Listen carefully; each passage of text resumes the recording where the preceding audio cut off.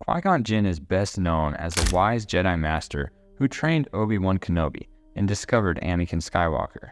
The Phantom Menace only depicts the final weeks of his life and his tragic death, but the life he had before then paints him as one of the more interesting Jedi in the galaxy.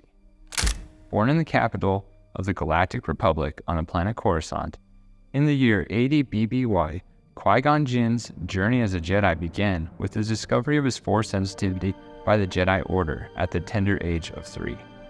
He was brought to the hallowed halls of the Jedi Temple for training, setting him on the path to becoming one of the most revered Jedi Knights in galactic history. He ultimately trained as a Padawan under the guidance of Master Dooku. Dooku did eventually turn to the dark side, as many of us know, but before that, he was once a respected Jedi Master. Dooku was a wise and dedicated mentor to Qui-Gon, and under Dooku's tutelage, Qui-Gon became a great Jedi.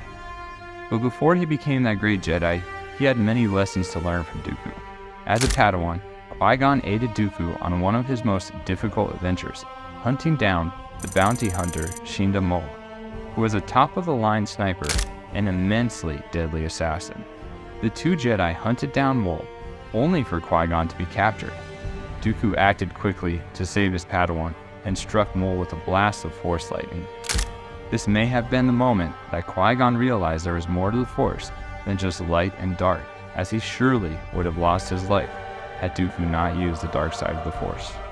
In another significant chapter of Qui-Gon's journey as Dooku's Padawan, they embarked on a mission to rescue the son of a Republic Senator, Dagonet. This mission unfolded as they uncovered the Senator's dark secret. He was collaborative and his people suffering for personal gain. The kidnappers, driven by desperation, held Dagonet's son captive to protest his tyrannical rule. When Dagonet arrived to reclaim his son, tensions escalated into dangerous standoff. In a moment of heated confrontation, Dooku's fury threatened to escalate the violence, but Qui-Gon intervened, releasing the hostage and diffusing the situation with wisdom and diplomacy. In the aftermath, Dooku acknowledged Qui-Gon's maturity and foresight, recognizing him as a beacon of wisdom beyond his years. As Qui-Gon's master, Dooku played a significant role in shaping Qui-Gon's development as a Jedi. Despite their occasional disagreements, Qui-Gon respected and admired Dooku's wisdom, skill, and dedication to the Jedi Order. Their bond was forged through shared experiences, training sessions, and mutual trust. Qui-Gon looked up to Dooku as a mentor and sought guidance from him in matters of the Force and Jedi philosophy. Qui-Gon Jinn's journey alongside Dooku and within the confines of the Jedi Order deeply shaped his understanding of the Force, and in 55 BBY, he became a Jedi Knight. But unlike many of his peers, Qui-Gon was drawn to a more nuanced interpretation of the Force, one that transcended the rigid constraints imposed by the Jedi Council. Some ways in which he diverged from traditional Jedi practices include trusting his own instincts, questioning authority, valuing personal relationships, embracing the living Force, and respecting other cultures. Qui-Gon often relied on his intuition and instincts, allowing the Force to guide his actions, even when they went against the directives of the Jedi Council or traditional Jedi wisdom.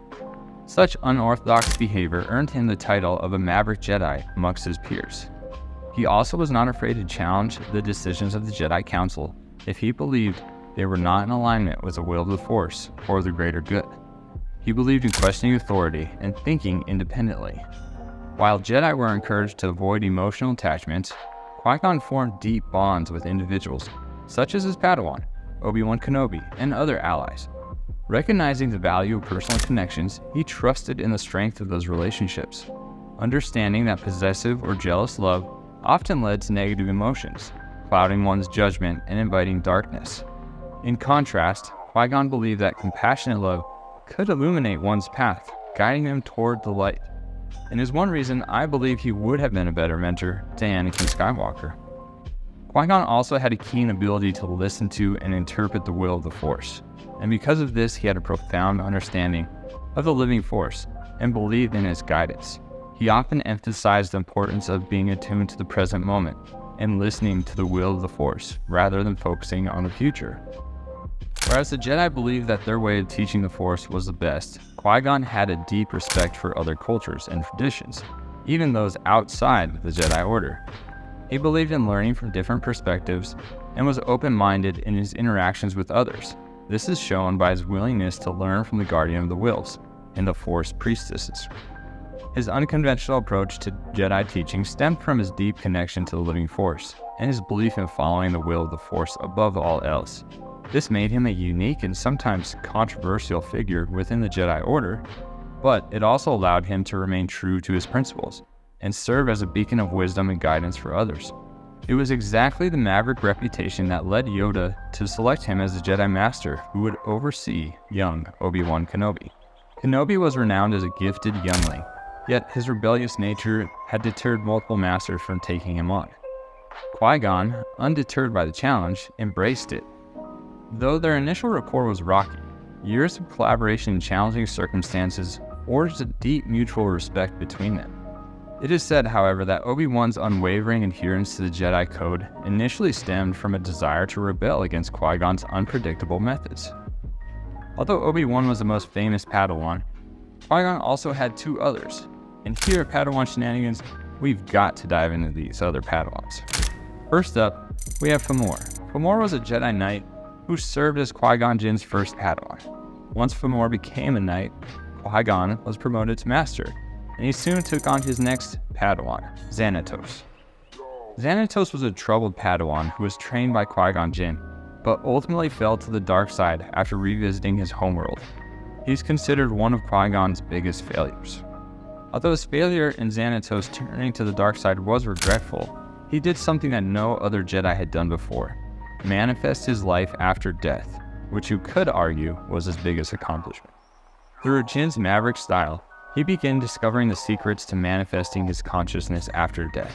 He delved into ancient texts and sought guidance from Force-sensitive beings outside the Jedi Order, which led him to the Wellspring of Life, a planet strong with the Force, a world that legend said was the birthplace of life and the origin of midichlorians. He learned from the 5 Force priestesses who had retained their consciousness after death. He learned that when a living thing died, its life passed through the living Force and into the cosmic Force to become one with the Force. As a living Force and cosmic Force existed in tandem, it became possible for one to retain consciousness and physically manifest themselves after death. Jinn was considered worthy of the knowledge of eternal light, and secretly began his training to unlock its mysteries fully. Through sheer force of will and his unwavering connection to the Force, Qui-Gon learned the secret of becoming a Force ghost, a feat thought to be impossible by many Jedi. Armed with this newfound knowledge, Qui-Gon's spirit reached out to Yoda and Obi-Wan Kenobi from beyond the grave. He imparted to them the secrets of becoming Force ghosts, guiding them on a journey of self-discovery and enlightenment. With Qui-Gon's guidance, Yoda and Obi-Wan achieved a level of mastery over the Force that few Jedi have ever attained. In the end, it was Qui-Gon Jinn's refusal to accept the limitations of Jedi tradition that paved the way for Yoda and Obi-Wan Kenobi to achieve the ultimate form of enlightenment. Through his tireless pursuit of knowledge and his unshakable faith in the Force, Qui-Gon forever changed the course of Jedi history. And though he may have passed into the realm of legend, his legacy lives on in the hearts of those who continue to seek the truth of the Force. But what do you think? Was Qui-Gon Jinn's maverick style better than the Jedi's traditional teachings? Could he have been a better mentor to Anakin? Was there anything else that surprised you about Qui-Gon? Let us know in the comments, and if you enjoyed this video, give it a like and make sure to subscribe and ring that notification bell so you don't miss out on any amazing Star Wars content here on Padawan Shenanigans. Until next time, may the Force be with you, and catch you on the flip side.